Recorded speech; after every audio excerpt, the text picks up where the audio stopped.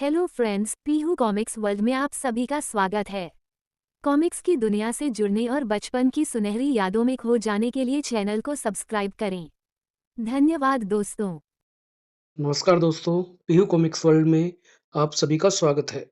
राज comics की प्रस्तुति परमाणु सीरीज का अगला भाग ब्लेड।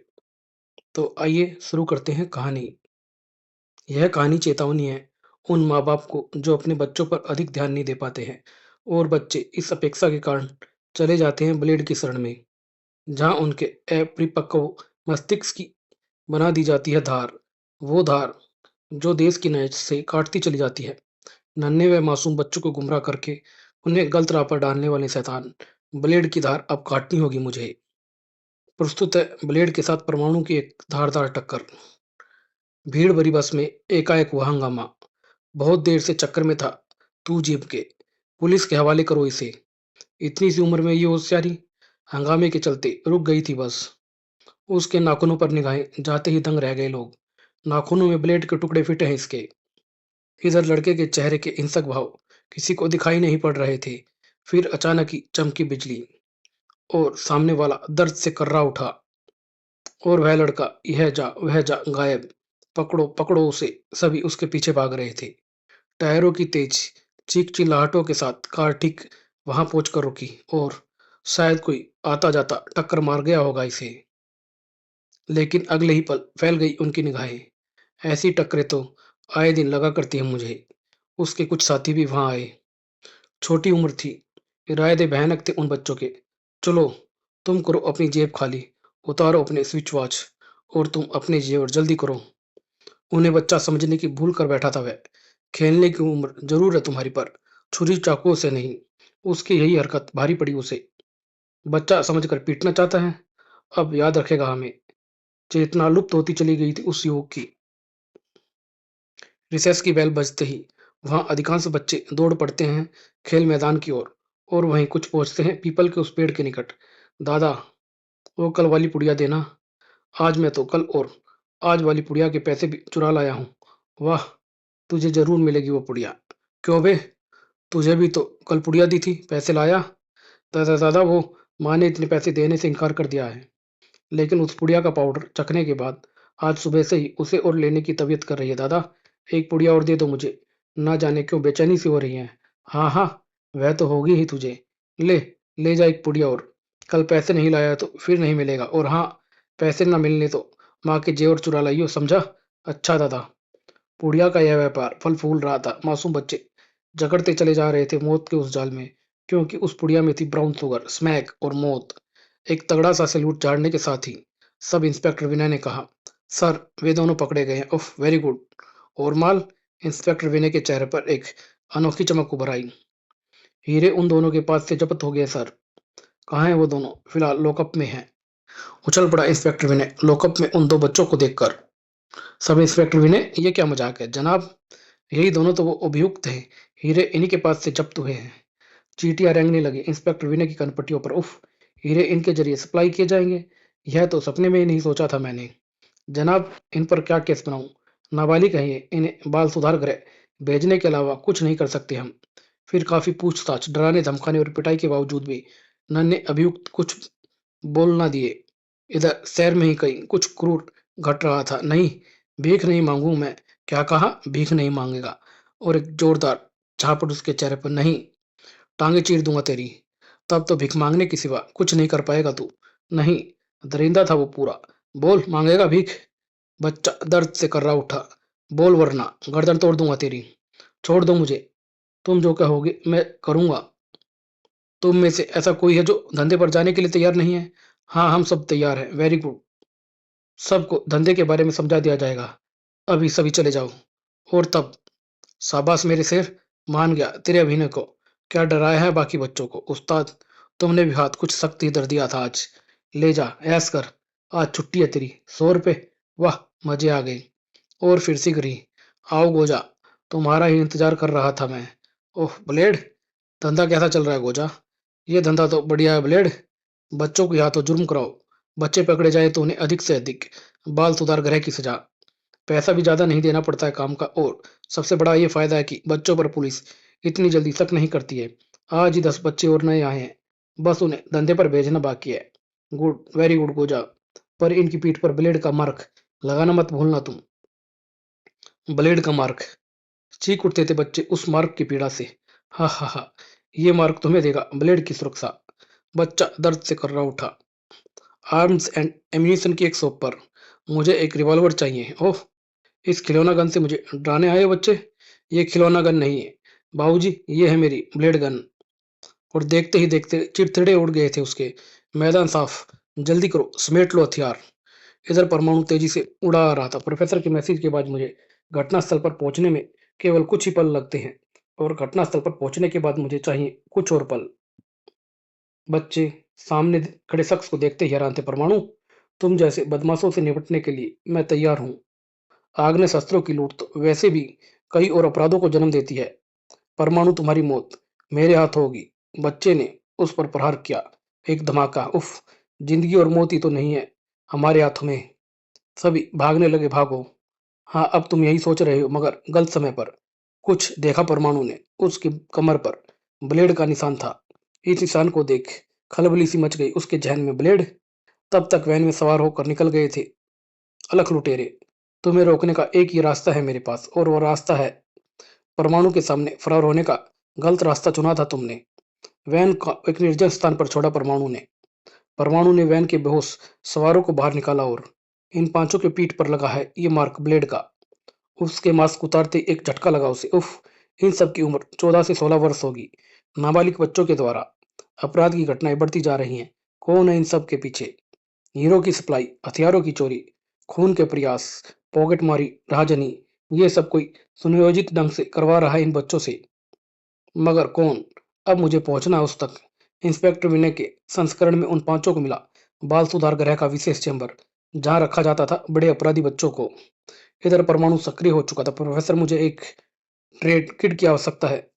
कल प्रातः पुराने किले पर उसका इंतजार करना। परमाणु? पुराने किले में परमाणु ने देखा एक आश्चर्य। परमाणु किट? ओ परमाणु, गुड मॉर्निंग परमाणु। वाह, प्रोफेसर ने नायाब किट भेजा है। परमाणु, कैसा लगा ये बच्चा? तुम्हें ऐसे ही किट की आवश्यकता थी ना? Thank you professor, thank you very much. मुस्कुराया परमाणु। किट कैसे याद किया परमाणु? नाचीज तुम्हारे किसी काम आ सके तो उसका जन्म सफल हो जाएगा। परमाणु किट, एक महत्वपूर्ण कार्य पर जाना है तुम्हें। तुम्हारे आदेश पर बंदा मौत के मुंह में जाने के लिए भी तैयार है।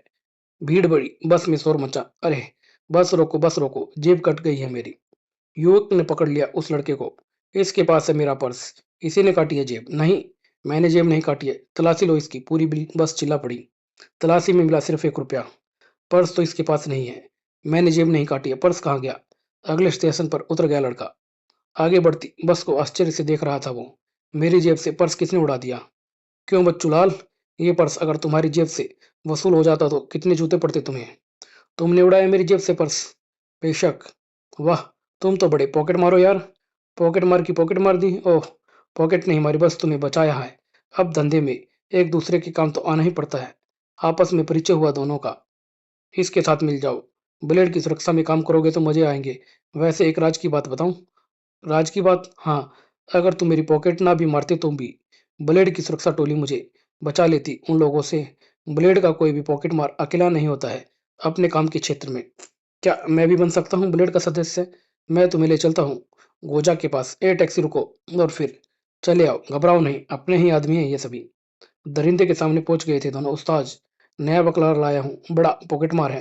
तब मोंटी ने जो कुछ तुम्हारे बारे में बताया उसे सुन मैंने ब्लेड का सदस्य बनाना स्वीकार कर लिया तुझे। ब्लेड की सदस्यता के लिए ब्लेड मार्क। इस मार्क से थोड़ी तकलीफ होगी तुझे। दांत पर दांत बीच कर रखियो। तकलीफ तो बेटे अब तुझे होगी गोजो। तभी भड़ाक के साथ खिड़की टूटती है। ब्लेड का ये मार्क लगाने पर कितनी तकलीफ होती है यह तुझे मैं बताऊंगा गोजो। उछल पड़ा गोजा। परमाणु, तुम यहाँ पर? खून उतर आया गोजो की आंखों में। परमाणु, यहाँ से वापस नहीं जाओगे तुम। अब समय है परमाणु किट बनने का। और इसी पल उछल पड़ा गोजा। अरे, मुझे परमाणु किट कहते हैं बच्चे? आह, वेरी गुड परमाणु किट। वह लड़का भी अब आ गया था अपने असली रूप में। बुरी तरह फंसा था गोजा। तुम गद्दार, तुम दोनों की लाशें ही बाहर जाएंगी अब यहाँ से। अपनी फिक्र कर गोजा। तुम तक पहुंचने की यह सही और कारगर तरकीब थी गोजा। गोजा ने बड़ेल मार्ग का वार किया परमाणु पर। यह बड़ेल मार्ग गर्म है, चिपक गया तो गजब ढाएगा। परमाणु हवा में लहराया। उफ, ब्लेड मार्क केवल मासूम बच्चों के ही लिए लगाए जाते हैं। हथौड़ा सा टकराया था गोजा के सीने से। आज तुम्हें मैं बनाऊंगा ब्लेड का सदस्य। गोजा के मुंह से ही निकल रही थी चीखें। परमाणु जबरदस्त प्रहार कर रहा था उस पर। परमाणु किड ने उठा लिया वह ब्लेड मार्क। परमाणु, जब तक ये मार्क पुनः गर्म हो तब तक तुम इसके पूरे जिस्म पर बना दो परमाणु मार्क। टक्कर जबरदस्त थी गोजा के साथ परमाणु की। परमाणु, ये हाथ कई जबड़े तोड़ चुके हैं। पूरा गैंडा था गोजा। परमाणु पर उसने जबरदस्त प्रहार किया। परमाणु दर्द से कर्रा उठा। दोनों में यही फर्क था, लड़ाई में दिमाग का इस्तेमाल गोजा के बस का रोग नहीं था। परमाणु, तेरी रीढ़ की हड्डी अब गई। और परमाणु लड़ता था सिर्फ दिमाग की लड़ाई। इस वार का एक खतरनाक पहलू ये भी है गोजा। गोजा दर्द से कर्रा उठा कि दुश्मन गिरता है, चारों खाने चित्त। इसी क्षण कमरे में घुसा एक तूफान, नन्हे लड़कों का एक तूफान। उस्ताद खतरे में है। परमाणु किट भी आ गया था मैदान में, क्योंकि यह कार्य क्षेत्र था बच्चों का ही। हथियार उठाने में देर क्यों, आओ बच्चों करो वार। परमाणु किट से निपट लो, फिर बढ़ना परमाणु की ओर। इधर परमाणु ने गोजा को जकड़ लिया उस खंबे से। गोजा, इस मार्ग से थोड़ी तकलीफ होगी, तुझे दांतों पर दांत बीच कर रखना। दरिंदे पर कैसी दया, बहुत चीखा तू तो रे गोजा। परमाणु, वो देखो, हल्के ही हाथ दिए हैं, इनके लिए काफी थे। परमाणु सहसा क्रूर हो उठा। ये ब्लेड का क्या चक्कर है गोजा? ब्लेड ग्रुप को चलाना तुम जैसे कि बस का रोग नहीं है। बताओ इसके पीछे किसका दिमाग है? कुछ कहने के लिए होठ हील लेते गोजा की सनसनाया कुछ, और दर्द से कर्रा उठा हुआ है। उफ, ये क्या? अपनी तरफ बढ़ती उन खतरनाक चीजों को परमाणु ने भी देखा, और परमाणु किड ने भी। बचो परमाणु किड। दोनों नीचे झुके। उफ, परमाणु, गोजा को क्या हुआ? परमाणु जैसी अस्थि भी कांप उठी वह खौफनाक दृश्य देखकर। उफ, बड़ा खतरनाक वार किया है हत्यारे ने गोजा पर। ब्लेड ग्रुप के चीफ का काम हो सकता है ये परमाणु, शायद। लेकिन अगर एक क्षण की भी देर हो जाती हमें परमाणु किट, तो शायद हमारा भी यही हाल होता। परमाणु, ये ब्लेड फायर इसी जगह से किए गए लगते हैं, क्योंकि दरवाजे के सिवाय यहाँ बाहर से फायर करने जैसी कोई और जगह नहीं है। परमाणु किट, मैं उस हत्यारे के पीछे जा रहा हूँ। तुम यहाँ के बारे में और इनके बारे में पुलिस को इन्फॉर्म करके यहाँ बुलाओ। ओके। अरे, कुछ देख। चौंक उठा परमाणु। ये दोनों बच्चे तो, और कुछ सोचकर हैरान रह गया हुए। क्या देख रहे हो परमाणु? यहाँ की चिंता छोड़ो, उस हत्यारे को पकड़ो। पकड़ा जाना अब आवश्यक है। अब वह हत्यारा मुझसे दूर नहीं होना चाहिए। परमाणु ने अपने भीतर जाने का मार्ग बनाया। परमाणु नीचे उतर गया। सुरंग बनी हुई है यहाँ तो। सुरंग की समाप्ति हुई। सक्रिय हुए परमाणु के इंफ्रारेड विजन पावर। यहाँ से किसी कार के टायर के निशान आगे जा रहे हैं। शटर तोड़ बाहर निकला परमाणु। अदृश्य वस्तु या अस्पष्ट निशानों को देख लेने वाली मेरी इंफ्रारेड विजन पावर सड़क पर बने टायर के निशान साफ देख रही है, और टायर के निशान बाल सुधार गृह की ओर जा रहे हैं। तो मेरा शक ठीक निकला। और फिर बाल सुधार गृह के अंदर, हेलो मिस्टर रूथर। अरे परमाणु, तुम मुझे भी पहचानते हैं आप? तुम्हें कौन नहीं पहचानता परमाणु। आज बच्चे बच्चे की जुबान पर तुम्हारा नाम है। इस अंगूठी को पहचानते हैं आप? नो। किसकी है ये? परमाणु ने थाम ली थी लूथर की बाई कलाई। अपनी उंगलियों पर निगाह डालिए मिस्टर लूथर। आपको याद आ जाएगी वो जाली जिसमें उंगलियां फंसाकर आपने गोजा का तमाम किया था। भरपूर कोशिश की थी तुमने हमें भी खत्म करने की, लेकिन कामयाब नहीं हो पाए। क्यों लूथर, ठीक कहा ना मैंने? अगले ही क्षण मुस्कुराया उठा परमाणु। लूथर, तुम्हारे सुधार गृह के दो बच्चे मैं तुम्हारे अड्डे पर देख कर आ रहा हूँ। वही मुझे तुम पर शक हुआ था, मगर अब वो शक यकीन में बदल गया है परमाणु। वहां तो तुम बच गए थे, पर अब ब्लेड के हाथों तुम नहीं बच पाओगे। नन्हे में मासूम बच्चों को गुमराह करके उन्हें गलत रास्ते पर डालने वाले शैतान ब्लेड, अब तेरी धार काटनी है मुझे। परंतु ब्लेड ने वार किया परमाणु पर। इन घातक ब्लेड से बचना होगा मुझे, अन्यथा मेरा हाल भी गोजा जैसा होगा। परमाणु ने टेबल पर देखा, ये पेपरवेट कब काम आएगा? बंदूक से छुटी गोली की तरह पेपरवेट टकराया लूथर के पिस्टल वाले हाथ से, और वो दर्द से कर्रा उठा। कभी कभी साधारण सी दिखने वाली चीजें भी करामात दिखा जाती है लूथर। अब परमाणु को रोकना असंभव था। परमाणु का प्रहार बाल सुधार जैसी जगह की बागडोर जब तेरे जैसे दरिंदों के हाथ में होगी, तो सुधार कैसे हो सकेगा? राह भटकते बच्चों का लूथर, मैं तुझे ऐसी सजा दूंगा फिर कोई दूसरा इतने महत्वपूर्ण पद का दुरुपयोग कभी नहीं कर पाएगा। पहचान ले इसे दरिंदे, ये ब्लेड है। मैं इस ब्लेड से तेरे सीने पर ब्लेड प्रिंट करूंगा। नहीं, रुक जाओ परमाणु। मेज पर पीठ के बल गिरा दिया परमाणु ने लूथर को। तेरे मुंह से निकलने वाली चीख उन मासूमों का मरहम बनेगी जिनकी पीठ पर ब्लेड का मार्क बना दिया था तूने। लूथर की चीखों से गूंज उठा बाल सुधार गृह। परमाणु ने अपना काम समाप्त किया। जब भी तू इस नासान को देखेगा लूथर, तुझे मैं याद आऊँगा और जब-जब मैं याद आऊँगा तब-तब तू जुर्म की दुनिया से तौबा करता रहेगा।